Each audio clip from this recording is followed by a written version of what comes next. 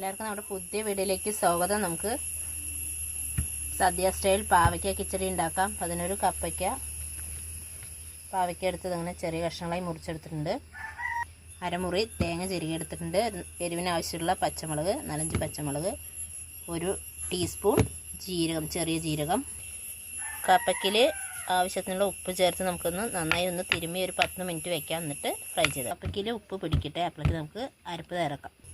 തൈര് ചേർത്ത് അരച്ചെടുക്കാം. അരച്ചെടുത്തിട്ടുണ്ട് അരപ്പ്.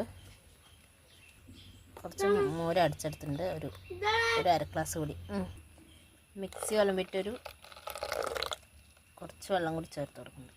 കപ്പയ്ക്കയിൽ ഉപ്പ് ചേർത്ത് കൊടുത്തിട്ടുണ്ട്. അതുകൊണ്ട് നോക്കിയിട്ട് വേണം ഉപ്പ് കുറച്ച് ഇതിലേക്ക് ചേർത്ത് കൊടുക്കാം. അരപ്പിലേക്ക് കപ്പയ്ക്ക് വറുക്കാനുള്ള എണ്ണ ചേർത്ത് കൊടുക്കാം.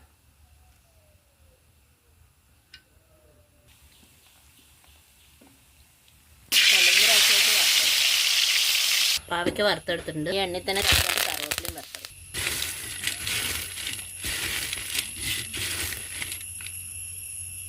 അരപ്പിലേക്ക് ചേർത്ത് കൊടുക്കാം.